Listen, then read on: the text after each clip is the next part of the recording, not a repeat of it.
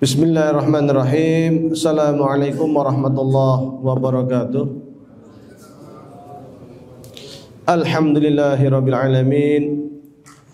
Alhamdulillahilladzi ja'alana ummatan muhammadiyatan ummatan wasata linakuna syuhada bainan nasi yaumal qiyamah. Walladzi an'amana bi ni'matil iman wal islam wal ukhuwah was salamah wal karamah.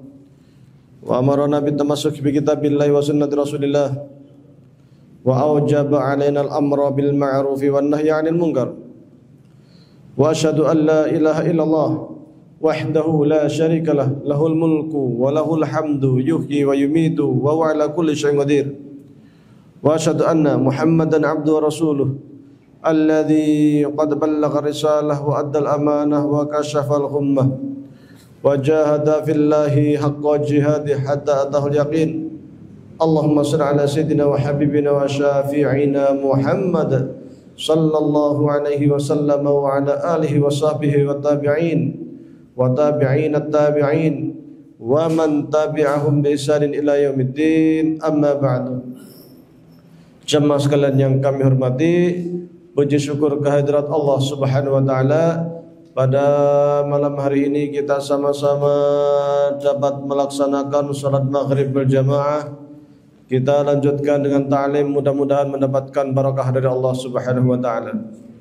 Salat dan salam semoga tetap tercurah untuk baginda Nabi Muhammad sallallahu alaihi wasallam.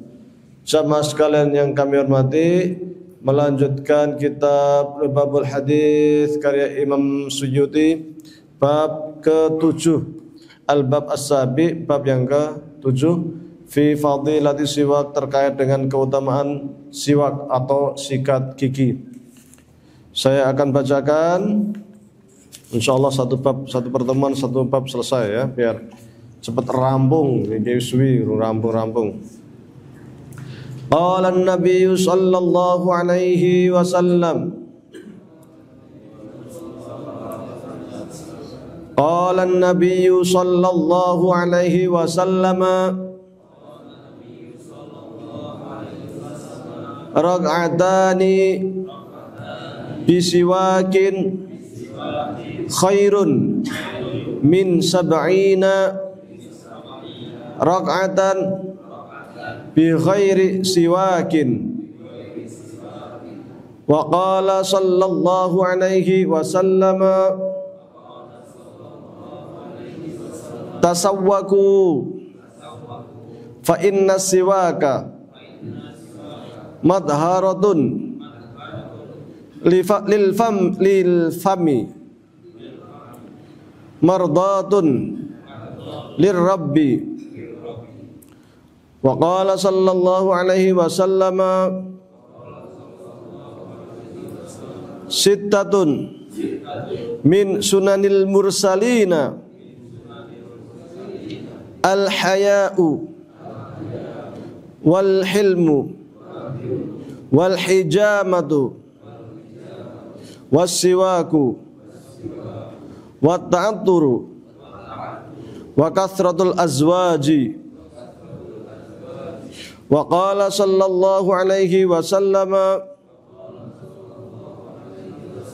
thalathatun wajibatun ala kulli muslimin al-ghuslu yaumal jumu'ati was-siwaku wa masut tayyibi. Wa qala sallallahu alaihi wasallam tayyibu afwahakum bis-siwaki fa innahu tariqul qur'ani. Wa qala sallallahu alaihi wasallam rahimallahu al-mutakhallilina min ummati fil wudu'i wa ta'ami. Wa qala sallallahu alaihi wasallam la tukhallilu bil asi wal rayhani wal qasabi fa innahu yurithul iklata. Wa qala sallallahu alaihi wasallam salatun bisiwakin khairun min sab'ina salatan bi ghairi siwakin. Wa qala sallallahu alaihi wasallam ma zala Jibrilu yusini bisiwaki hatta khashitu ayyadaradanna asnani. Wa qala sallallahu alaihi wasallam umirtu bisiwaki hatta khiftu ala asnani. Baik, kita terjemahkan.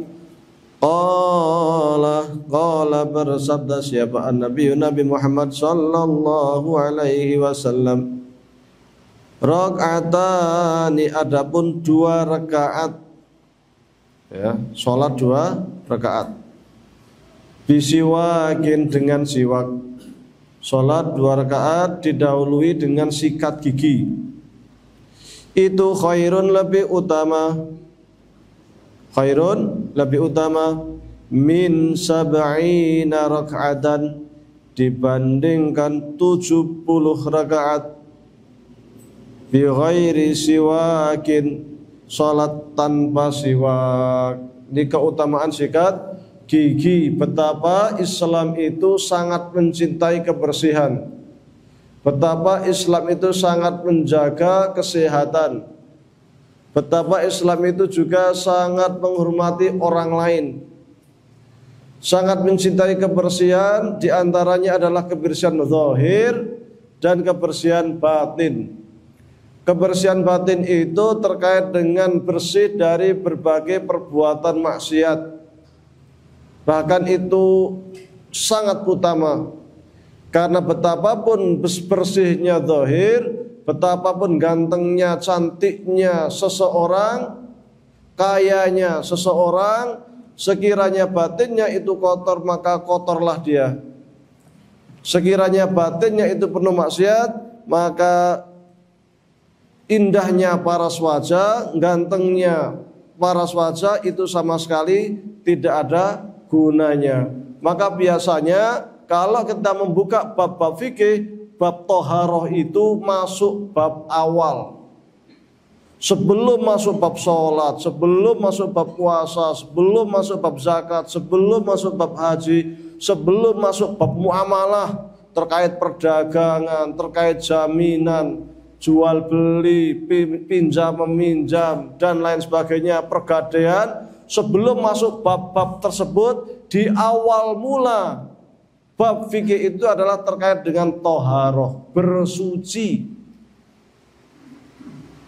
Karena suci ini sesuatu hal yang sangat penting. Bahkan hendak sholat saja baru sah kalau kita dahului dengan wudhu. Dan wudhu Allah jadikan sebagai syarat sahnya sholat. Ketika orang mengalami junub, maka wajib mandi. Ketika wanita habis haid, habis nifas, juga wajib untuk mandi. Saking perhatiannya Islam itu terkait dengan kebersihan. Bukan hanya kebersihan badan, namun juga Islam memberikan perhatian yang sangat terkait dengan kebersihan lingkungan. Maka sholat pun tidak sah sekiranya pakaian kita terkena najis. Sholat pun tidak sah sekiranya tempat yang kita jadikan sebagai tempat sholat juga ada najisnya. Maka kebersihan ini menjadi hal yang sangat penting. Hanya meskipun bab pertama di dalam fikih Islam itu bab toharoh, terkait dengan kebersihan, terkait dengan lingkungan, sayangnya justru yang banyak menerapkan tentang ajaran Islam terkait dengan kebersihan, terkait dengan perhatian lingkungannya, sampah-sampahnya yang bersih, justru negara-negara non-muslim. Di Jepang, di Prancis, di Singapura, ya bersih-bersih. Padahal bukan negara muslim, di sana nggak punya Quran, negaranya nggak pakai Quran, negaranya nggak pakai sunnah. Rakyat-rakyatnya yang muslim sedikit, mayoritas bukan muslim, tidak tahu hadis an-nadzafatu minal iman, nggak tahu tentang sunnah siwak. Tapi mereka ternyata begitu besar sekali perhatiannya terhadap lingkungannya. Bahkan kalau di Eropa, di Amerika itu muncul organisasi-organisasi pecinta lingkungan. Di Indonesia aneh lagi, pengen buka lahan, hutannya dibakar. Nah, ini aneh. Padahal kita baca kitab suci, padahal merusak lingkungan itu tidak dibolehkan, haram, apalagi kalau itu sampai menimbulkan mudarat terhadap manusia, haram sekali. Ya, saya nulis di buku saya itu di buku fikih Anda, bukunya judulnya itu, yang jilid kedua, menguak beberapa persoalan fikih dan usul fikih. Ya. Saya sampaikan bahasanya memperhatikan lingkungan itu sebuah kewajiban. Merusak lingkungan itu melanggar nilai-nilai Islam. Bahkan membakar hutan itu bisa dia itu melanggar melanggar hifdzun nafs, jiwa. Mestinya dia melindungi jiwa, tapi justru melanggar terkait dengan keharusan untuk melindungi jiwa. Karena akhirnya orang kena asapnya, akhirnya orang masuk angin, batuk-batuk, paru-parunya masalah, masuk rumah sakit. Melanggar juga terkait dengan yang harus kita jaga adalah hifdzul akal, melindungi akal, itu dilanggar. Kenapa? Karena akhirnya sekolahnya libur, orang akhirnya nggak bisa belajar dan lain sebagainya. Melanggar juga perlindungan terhadap harta, karena orang mestinya bekerja, mestinya cari nafkah, karena asap yang luar biasa, air terganggu, ekonomi terganggu. Maka mereka-mereka yang melakukan pembakaran hutan untuk kepentingan ekonomi, untuk kepentingan pribadi, sehingga menimbulkan mudarat terhadap masyarakat sekitar, terhadap lingkungannya, itu dia sungguh telah melakukan dosa yang sangat besar. Dosa yang sangat besar. Islam itu sudah dari awal wanti-wanti terkait dengan perlindungan lingkungan, kebersihan dan lain sebagainya.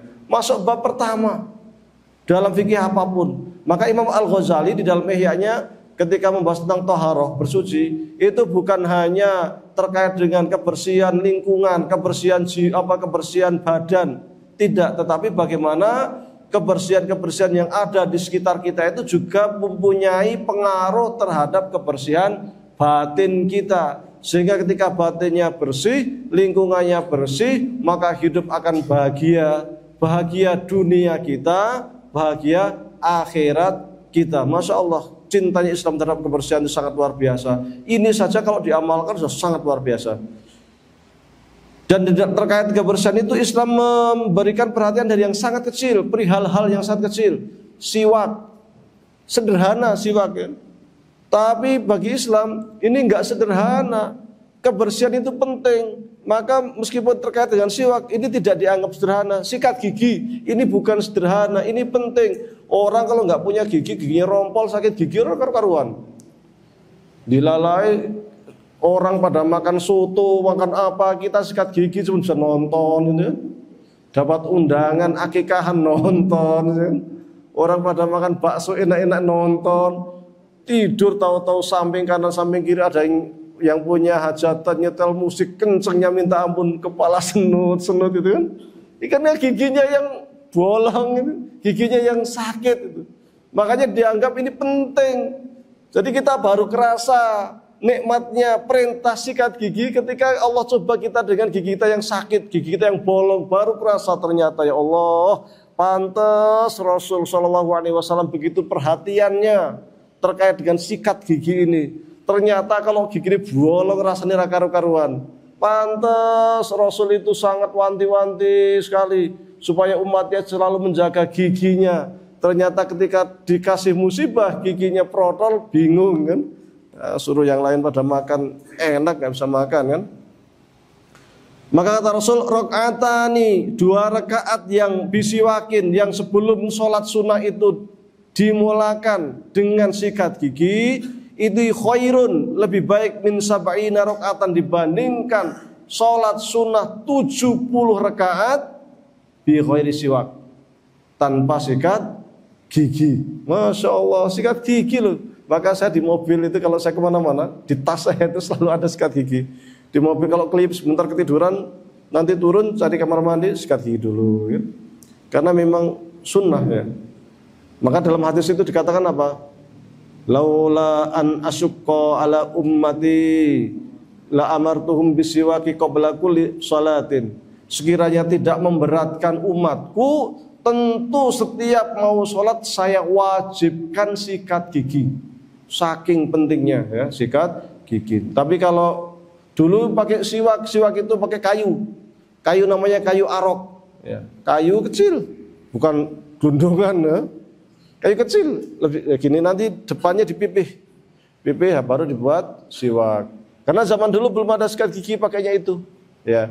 Kalau sekarang ya pakai sikat gigi, pakai odol, nilai pahalanya sama, itu juga dianggap siwak. Intinya kan membersihkan gigi, intinya membersihkan gigi. Mau pakai kayu boleh, mau pakai sikat gigi, pakai Pepsodent lebih baik. Pas wudhu tidak bawa sikat gigi, nggak bawa Pepsodent, nggak bawa kayu arok, pakai jari, boleh. Itu niatnya Bismillah, ya Allah saya kok ketinggalan sikat giginya, ya Allah saya kok nggak punya siwak, tak pakai jari. Bismillah, niat saya membersihkan gigi saya, mengikuti perintah baginda Nabi Muhammad SAW, sunnah melakukan sikat gigi siwak. Bismillah, pakai tangan jari-jari, insya Allah juga mendapatkan pahala siwak. Karena intinya itu adalah membersihkan gigi supaya tidak bau. Makanya kalau kita di rumah habis makan jengkol,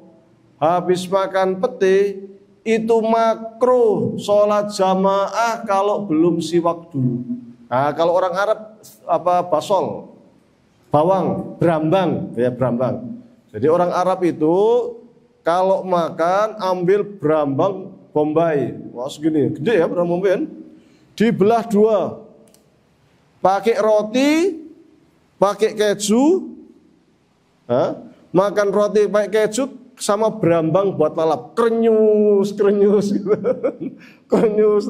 Kalau enggak brambang, uncang. Wah, uncang itu masih cuma dicuci buat lalapan, krenyus. Ya kan baunya luar biasa itu. Saya nyoba nggak bisa, pedes piye gitu. Jadi rasanya nggak karu-karuan itu. Kalau kita pete kan, jengkol gitu. Makruh, kenapa? Kalau dia itu makruh ke masjid sholat jamaah kalau belum sikat gigi, khawatir kalau nanti sampai masjid nguap sak masjid semaput kabeh. Wambune orang umum kan. Pipis nang WC, setiap orang yang masuk WC sopo sing mangan jengkol. Kan? Kipetene sopo itu kan. Maka supaya menghindari, supaya kita itu tidak menyakiti orang lain, baik melalui bau atau melalui lingkungan yang tak sedap, maka sunnah kita sikat gigi terlebih dahulu. Waqala, dan bersabda siapa? Sallallahu alaihi wasallam, Nabi Muhammad sallallahu alaihi wasallam, tasawwaku, bersikat gigilah kalian semua.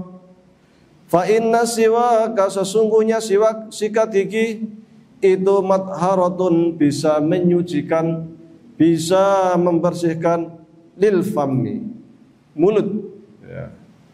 Mardatun, yang bisa mendapatkan keridhaan, lirabbi, Allah. Jadi kata Rasul, sikat gigilah kalian, sikat gigi, ini kata perintah. Kalau di dalam usul fikih sering dikatakan al-amru yufidul wujub illa idza sarafathu al-qarinah.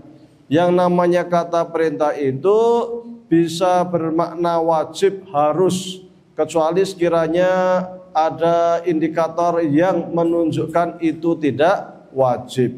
Sikat gigi ini tidak wajib, tapi sunnah banget. Nah, sunnah muakkad jadinya kan, karena anjuran, karena Rasul perintahkan sikat gigi kalian ya, sikat gigi. Kenapa? Karena sikat gigi itu nanti mulutnya bersih, baunya enak. Kalau ngobrol sama orang lain lebih los, tidak malu-malu, menambah kepedean. Apalagi orang yang pengen presentasi di depan, ceramah, jadi dai, sebelum bicara sikat gigi. Kenapa? Supaya los, ya, los, nggak minggrang-minggring. Itu menambah kepedean. Penting ya. Jadi orang yang mau di depan menyampaikan apapun, jadi panitia, jadi pembawa acara, sikat gigi dulu. Itu menambah kepedean, percaya diri ya. Selain itu juga insya Allah dengan sikat gigi Allah semakin ridha kepada kita. Pahala semua yang diperintahkan oleh Rasul itu pasti berpahala. Ringan sikat gigi itu untuk kepentingan kita sendiri. Kita yang sehat, kita yang semakin percaya diri, kita kalau bicara lebih enak. Tetapi ternyata di samping mempunyai manfaat untuk kita sendiri, di samping mempunyai manfaat untuk orang lain, sikat gigi menjadi sarana Allah ridho kepada kita. Masya Allah. Luar biasa. Sesuatu yang menurut kita sederhana tetapi ternyata pahalanya luar biasa. Wa qala sallallahu alaihi wasallam, wa qala dan bersabda siapa sallallahu alaihi wasallam, Nabi Muhammad sallallahu alaihi wasallam, sittatun, ada 6 perkara, ada 6 min sunanil mursalina, dari sunnah atau teladan para rasul, para nabi, orang-orang yang diutus oleh Allah. Apa itu 6? Al-haya'u, malu, rasa malu. Ini sunnah. Kalau orang kok dikit malu itu bagian dari sunnah. Tapi jangan malu-maluin gitu. Ya, malu itu boleh bagus. Rasul itu pernah hanya kesingkap betisnya saja malunya luar biasa, langsung wajahnya merah karena malu ya.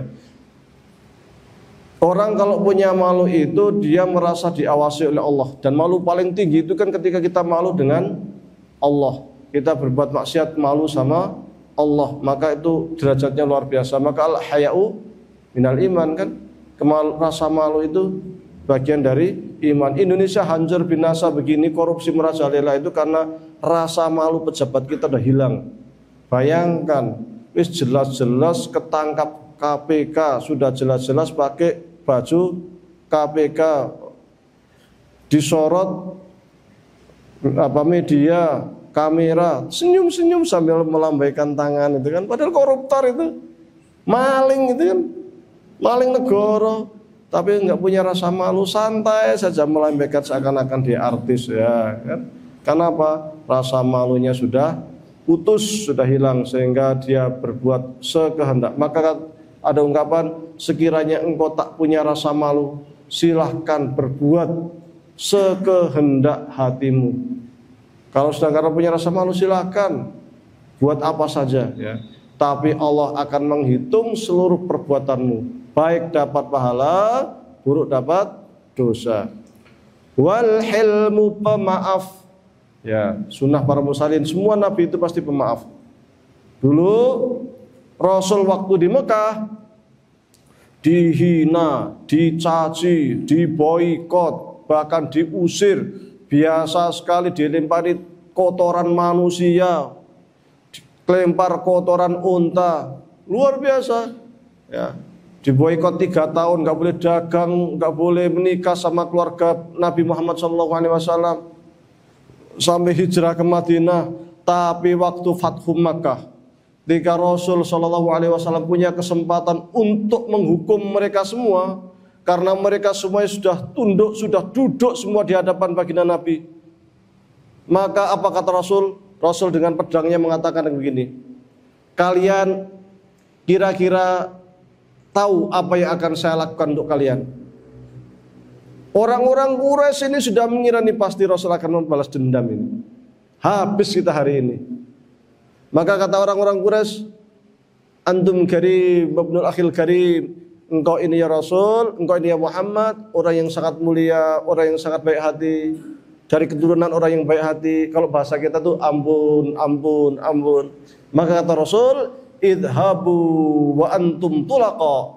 Sekarang semua kalian saya maafkan. Pergilah karena sekarang itu kalian bebas. Langsung dimaafkan begitu saja. Hilm, pemaaf. Surakoh ya, Surakoh yang sudah membawa pedangnya waktu Rasul hijrah, yang dia mengajar baginda Nabi, yang sudah dekat, yang dia itu saking pengennya untuk mendapatkan hadiah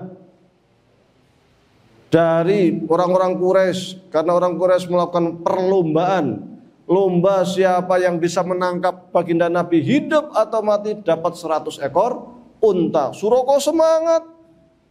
Sudah mau sampai membunuh baginda Nabi, udah dekat, tahu-tahu kudanya jatuh.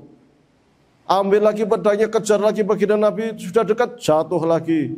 Ketiga kalinya jatuh lagi. Rasul nengok ke belakang, langsung kemudian diambillah pedang Surakoh.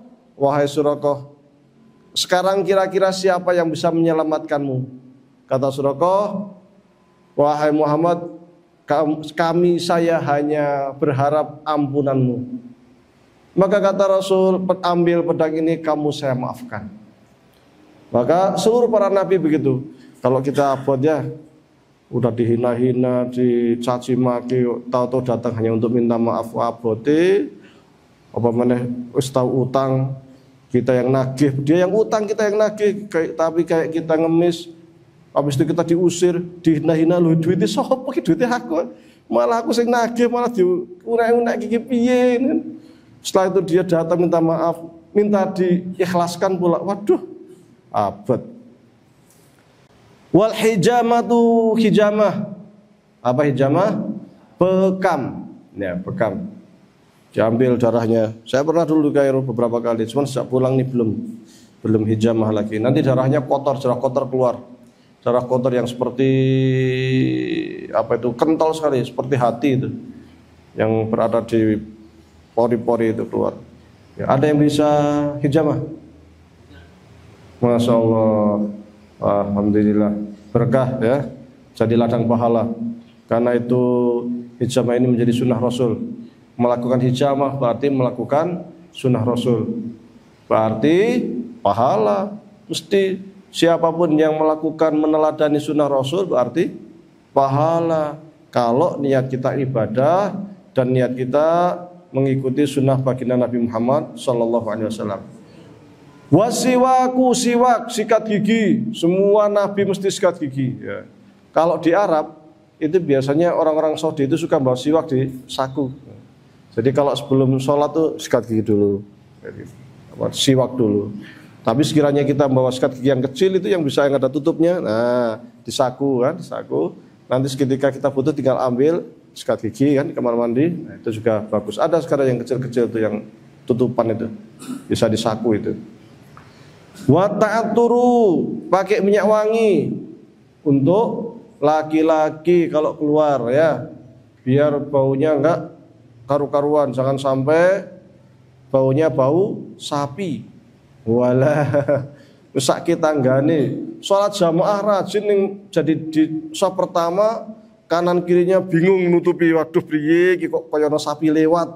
Jebule sampingnya nggak pernah mandi, nggak pernah pakai minyak wangi kan. Repot. Makanya sunnah, apalagi hari Jumat, apalagi mau ke masjid ya.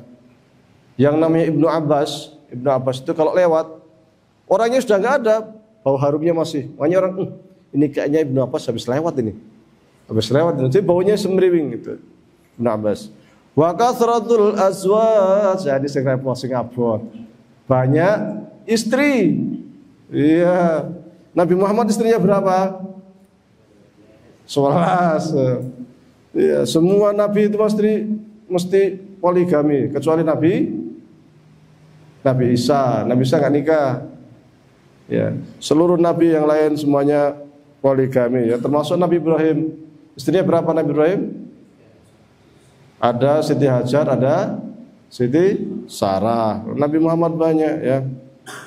Hanya yang perlu diperhatikan bahwasanya menikahi poligami itu bukan bukan tujuan target utama, tapi memang ada hal-hal tertentu yang terkadang menjadikan orang itu poligami. Islam tidak mengharamkan, tidak ada haram poligami, karena kadang memang dibutuhkan ya. Semisal Nabi Ibrahim, kenapa Nabi Ibrahim poligami? Karena Sarah pada waktu itu sudah sepuh, belum punya putra, sehingga justru dari ibunda Sarah itulah yang menyarankan kepada Nabi Ibrahim untuk poligami karena belum punya putra. Adapun Nabi Muhammad poligami, rata-rata istri-istrinya itu adalah mereka yang suaminya itu syahid di medan perang ya, syahid. Makanya kemudian mereka-mereka yang janda-janda inilah yang kemudian dirawat oleh Rasul sallallahu alaihi wasallam dengan cara dipoligami. Dan kadang poligami para politisi atau baginda Nabi itu ada niat dakwah. Jadi satu suku anaknya dinikahi, nanti suku lain sukunya itu juga semakin dekat, Islami semakin kuat ya. Wa qala sallallahu alaihi wasallam. Cuman yang mungkin ada pertanyaan, apakah poligami syaratnya harus dengan izin istri pertama? Asli ini ora. Wah, ini mbak panas lagi. Jadi kalau suaminya tahu-tahu nikah lagi, ora izin istri pertama, sah. Secara fikih sah. Ora ono syaratnya kudu izin istri pertama kok. Tapi kalau pengen hidupnya langgeng kekal baik-baik, yo izin istri yang pertama, yang kedua, yang ketiga. Maka di antara syarat di Indonesia, nah ini hukum Indonesia ya, sekiranya seorang suami itu ingin poligami harus dapat persetujuan dari istri pertama. Dan haram nikah sirri ya, nikah urfi. Karena ingin poligami, nanti kalau izin sama istri pertama itu enggak diizinkan, maka nikahnya diam-diam, tidak lewat KUA. Haram. Kok bisa haram? Secara fikih sah, tapi haram. Kenapa? Karena ada potensi besar istrinya yang nikah siri tadi itu dizolimi. Potensi besar. Kalau nanti nggak dinafkahin, dia mau ngadu ke siapa? Kalau tiba-tiba diceraikan, mau ngadu siapa? Kalau udah punya anak tahu-tahu diceraikan, nggak ngasih hak anak, mau ngadu siapa? Tapi kalau nikah sah itu bisa ke PA, pengadilan agama. Sekiranya ada hak-hak yang tidak diberikan oleh suaminya, bisa ke PA. Jalurnya itu jelas. Tapi kalau siri tidak ada jalur yang jelas, dan kebanyakan yang jadi korban itu istri. Banyakan, maka haram. Jangan sampai ada orang nikah siri ya. Dan nikah poligami itu asli nih. Sunnah Kiai Haji Ahmad Dahlan. Iya. Kiai Haji Ahmad Dahlan istrinya berapa? 3, tapi pengikutnya dua di kabeh, termasuk sing nang Arab. Wa qala sallallahu alaihi wasallam, dan bersabda Nabi Muhammad sallallahu alaihi wasallam, salasatun, ada 3 hal wajibatun yang wajib ala kulli muslimin ya, terkait dengan seorang muslim. Apa itu? Al-huslu, mandi, yaumal jumu'ati, pada hari Jumat. Wajib mandi pada hari Jumat ya. Ini pendapat sebagian ulama, tidak semua ya. Kalau di HPT itu menggunakan dalil ini untuk mewajibkan seorang muslim mandi sebelum sholat Jumat. Jadi yang di HPT, yang Muhammad itu wajib ya. Tapi kalau mazhab Syafi'i sunnah. Mazhab Syafi'i apa? Sunnah. Loh, di sini ada kata-kata wajib. Terus bagaimana? Ada hadis yang mengatakan ghusl Jumati wajibun ala kulli muslimin. Mandi Jumat itu wajib bagi seorang muslim. Ada yang mentaklil, mencari hadis iki sebabe opo yo? Maka dia mengatakan bagi yang junub. Kok iso? Ya iso untuk suami istri. Makanya kemudian muncul istilah sunnah malam Jumat. Ora ono dalil hadis sunnah malam Jumat ki ora ono. Mau dibuka-buka kira ono, tapi sudah menjadi latah ya, sudah menjadi tradisi kita. Oh malam Jumat sekarang kita melakukan sunnah malam Jumat. Ora ono. Tetapi karena ada hadis yang mengatakan ghuslul Jum'ati wajibun, mandi pada hari Jumat itu wajib, berarti kudu junub. Wah. Men junub piye carane? Turu bareng sama istrinya kan gitu. Maka menjadi wajib. Bagi yang enggak, berarti enggak wajib ya. Akhirnya muncul istilah sunnah malam Jumat. Itu istilah Indonesia. Nang Mesir ora ono. Ya. Wasiwaku dan juga siwak, wa masut taib dan juga memakai minyak wangi ya. Tapi kalau untuk perempuan haram pakai minyak wangi untuk keluar sampai baunya itu kemana-mana kalau keluar. Tapi kalau hanya untuk menghilangkan bau tubuh sekadarnya secukupnya, yang kiranya itu baunya tidak semerbak kemana-mana, secukupnya untuk dirinya sendiri boleh ya. Tapi kalau sampai keluar, mbak ya lewat ki, nggak boleh, haram ya, haram khusus perempuan. Tapi kalau di rumah justru sunnah perempuan. Jangan kalau di rumah mampu berambang, bawang, surah karu-karuan. Kalau keluar wahyu ora umum, kuali justru di rumah itu untuk suami ya, karena keromantisan keluarga itu sunnah dan itu sangat penting ya. Pahala menyenangkan suami juga pahala, tapi umumnya kuali. Apa meneh arep kondangan, masya Allah pakaiane ora umum, wedake sak meter. Nek arep urip mangkate setengah rolas gurung adzan tekan kono adzan acarane mulai ora rampung-rampung kasih meh asar hurung salat duhur padahal wis batal arep wundu mamang.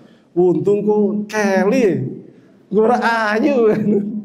Wah, akhirnya resto wudu kelewatan salat duhur dikodok dengan asar gara-gara apa?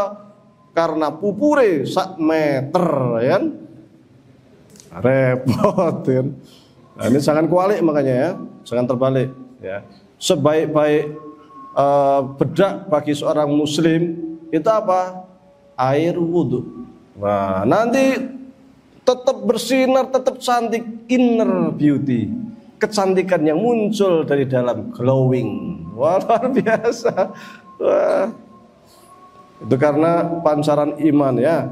Wa qala sallallahu alaihi wasallam, arab target sabab untuk muragi. Tayyibu afahakum ya, tayyibu dibaikkanlah, baunya itu diperbaikkanlah afahakum, mulut kalian. Dengan apa supaya mulut kita baunya enak? Bisiwaki, dengan sikat gigi. Kenapa? Fa innahu, karena saat temani sikat gigi itu Thoriqul Qur'ani, jalan Al-Qur'an. Karena ketika membaca Al-Qur'an itu kan keluarnya lewat mulut. Karena keluarnya lewat mulut Al-Qur'an itu, maka mulut kita dibersihin untuk apa? Untuk supaya ketika Al-Qur'an itu keluar itu lebih fresh, lebih indah. Wong kita aja kalau bupati mau datang jalannya kita perbaiki, kita bersihin kan. Kalau bupati mau lewat nih besok, wah, gerakan ya. Kerja bakti, Bupati Arab lewat. Ini yang mau lewat Al-Qur'an. Lebih luar biasa lagi, melalui mulut kita. Maka bersihkan mulut kita dengan siwak. Tak sing cepat. Rahimallah wa qala, dan bersabda sallallahu alaihi wasallam Nabi Muhammad sallallahu alaihi wasallam, rahimallahu, semoga Allah merahmati al-mutakhallilina, orang yang melakukan apa? Menyela-nyela. Gini nih. Ummati min ummati, dari umatku, fil wudu'i, ketika wudu. Nah, berarti di sela-sela ini.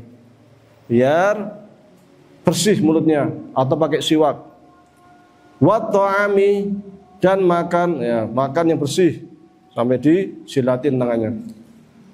Wa qala sallallahu alaihi wasallam la tukhallilu, jangan kamu itu bersiwak bil asi, ini nama pohon ya, as, wa raihanin, raihan nama pohon. Di Indonesia kan yang nggak ada nih. Wal qosobi, kalau qosob itu ini tebu.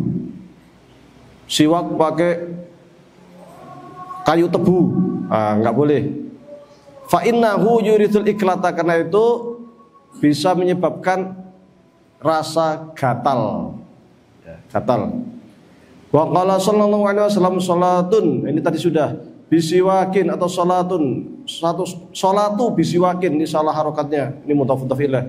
Salatu bisiwakin, salat dengan siwak itu khairun, lebih baik, min sab'ina salatan, dibanding 70 kali salat bi ghairi siwakin, tanpa siwak.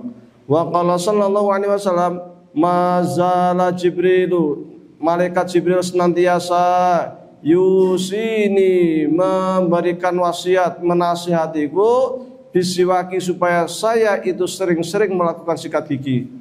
Hatta sampai-sampai khositu, saya takut, ayud rodanna, protol asnani, gigi saya. Wah, jadi malaikat Jibril itu sering ngasih nasihat kepada Nabi, wahai Muhammad, jangan lupa sikat gigi ya.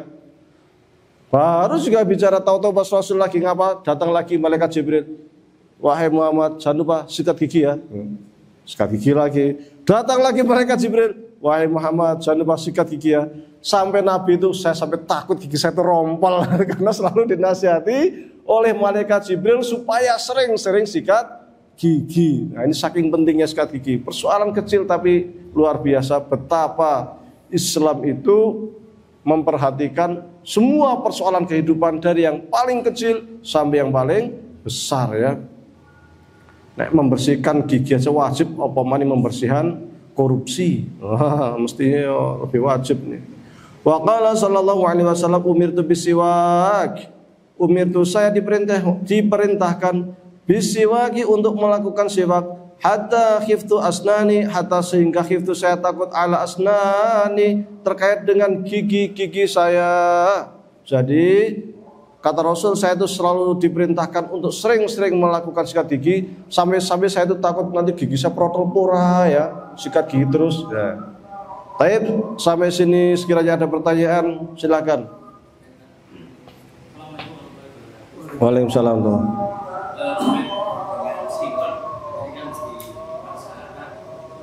Ada yang orang jarang sikat gigi, pakai sikat sama odol, tapi yang dibawa adalah siwak tadi.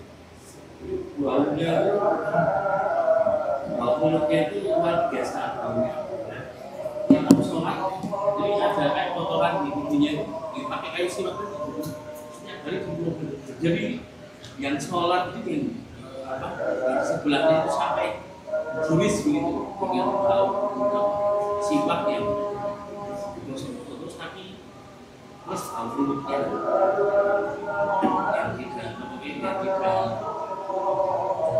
yang baunya luar biasa. Yang kedua, sekarang kan ada pencuci mulut kayak Listerine atau misalnya sejenisnya. Apakah dengan menggunakan cairan penyebab gigi, misalnya Listerine dan seterusnya, itu cukup bisa mewakili sikat gigi sendiri? Baik, inti utamanya itu adalah membersihkan mulut. Adapun siwak itu sarana, wasilah. Yang namanya sarana itu mengikuti al-ghayah, tujuan target. Selama targetnya tercapai, sarana boleh bermacam-macam. Ya, ibaratnya intinya ke masjid, pintu sini boleh, lewat sini boleh kan, melihat belakang sana boleh. Intinya kan ke masjid. Maka karena sikat gigi ini sarana, siwak ini sarana, boleh pakai sikat gigi, boleh pakai kumur-kumur pembau itu yang bikin enak juga, fresh boleh. Nilainya sama, pahalanya sama. Ya, yang pertama, yang kedua, seperti yang barusan saya sampaikan, tujuannya itu kan membersihkan gigi pertama. Yang kedua, supaya gigi kita itu tidak menimbulkan bau. Yang ketiga, supaya tidak menyebabkan orang lain itu risih dengan kita karena bau kita. Kalau kemudian siwak justru nambah bau karena nggak pernah dicuci siwaknya, pakai nggak dicuci, pakai itu aja kan, itu justru berdosa, menghilangkan tujuan dasar tadi itu, menghilangkan maqasid syariah dari siwak. Apa itu? kebersihan gigi, kesucian mulut, dan tidak menyakiti orang lain, tidak membuat orang lain risih. Kalau justru iki siwak sepirang tahun ora tau dikumbah ambune ora umum. Itu kan. Wah. Jadi orang di sampingnya itu langsung mual-mual, mau sholat malah mual-mual itu kan. Itu justru dosa, itu menyakiti orang lain, menyakiti tangganya. Maka jangan kita memahami hadis Nabi itu letterlaks opo anane. Perintah siwak ya sepenting siwak, ora tau dikumbah. Ya akhirnya apa? Menyalahi tujuan dasar dari hukum syariat, terlalu letterleks opo anane. Padahal ya ono carane. Niatnya itu membersihkan gigi yang pertama, yang kedua tidak membuat orang lain itu risih atau bau. Sekiranya dua ini bisa terlaksana, silahkan pakai apapun. Tetapi ketika dua hal ini belum terlaksana, berarti kan target dari siwak itu belum tercapai. Apalagi kalau sampai membuat orang lain itu bau dan lain sebagainya, maka justru menyalahi daripada tujuan utama siwak. Wallahu a'lam. Monggo. Kalau kan itu sehadis kalau siwak sebenarnya sebelum sholat. Tapi kalau dulu kalau di pelajaran anak di sekolah itu kan siwak gigi sebelum itu sudah itu hubungannya dengan hadis tadi ini ada apa? Sikat gigi itu dilakukan pertama kapan saja. Rasul kan dari hadis berkali-kali umir tu bisiwak hatta khiftu ala asnani. Saya itu selalu diperintah sikat gigi. Itu kapan saja? Minimal 5 kali sehari. Kapan? Waktu mau sholat. Kenapa kok waktu sholat? Karena sholat itu tempat kumpul kita.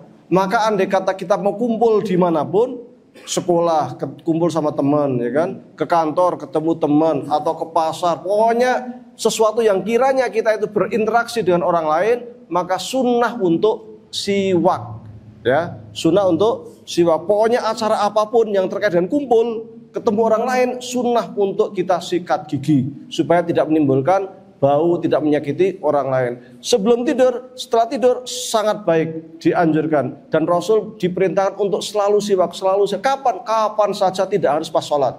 Hadisnya jelas kan, kapan saja tidak harus pas sholat. Bahkan Rasul sampai mengatakan, sampai-sampai saya ini takut gigi saya rompol. Ya, wallahu a'lam.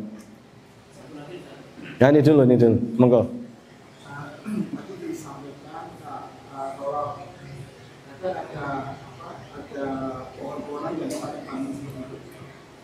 Batasan mana kalau bisa kita kerja bakti itu ada tumbuh-tumbuhan yang harus kita potong itu, maka kita gunakan untuk menanam atau memelihara tanaman. Batasannya adalah sekiranya pohon itu mengganggu orang lain, orang yang berjalan, orang yang lewat, macam-macam mengganggu, maka silakan potong. Maka dalam hadis dikatakan diantaranya kesempurnaan iman itu apa? Mengambil duri di jalan, ya. Kenapa? Karena itu bisa menimbulkan mudarat bagi orang lain. Maka menebang pohon boleh kalau itu memang menimbulkan mudarat bagi orang lain. Jadi batasannya di situ. Ya. Monggo. Terkait dengan bau nafas, jika saya minta berpuasa, jika kita berpuasa, mau diperjelas. Jadi orang berpuasa kan bau mulutnya luar biasa. Nah, kalau misalnya ketika puasa kita tidak sikat gigi, tapi pakai kayak mulut atau ya. Kemudian kata Nabi mengatakan apa? Bau mulut orang yang puasa halufus famusaimin atyab indallah min rihil misk. Bau mulut orang yang puasa itu atyab indallah, lebih harum dibanding baunya minyak wangi, minyak kasturi. Maksudnya hadis ini adalah anjuran supaya kita itu berpuasa dan jangan takut, wah nek posong punya mulutnya mambu. Nah, jangan takut, jangan khawatir. Mulut kamu bau waktu puasa itu baunya lebih indah, lebih bagus di sisi Allah dibanding minyak miski. Jadi intinya itu yang pertama. Yang kedua, para ulama berpendapat mazhab Syafi'i bahwa sikat gigi saat puasa dari mulai terbit fajar sampai duhur itu boleh. Setelah duhur sampai maghrib itu makruh. Jadi tidak haram, makruh. Terus menggunakan hal-hal yang odol atau apa macam-macam sama statusnya itu. Selama itu tidak khawatir tertelan. Kalau kira-kira ada kemungkinan tertelan, kumur-kumur 4 kali atau 3 kali metu pindu, kan? Maka kan para ulama mengatakan kalau bahkan kumur-kumur pun kalau sekiranya pas puasa itu sekiranya dikhawatirkan menimbulkan hal-hal yang tak diinginkan, kan nggak perlu kumur-kumur, nggak masalah, ya kan? Karena kumur-kumur 3 kali metu ini cuman pindu sing siji ilang.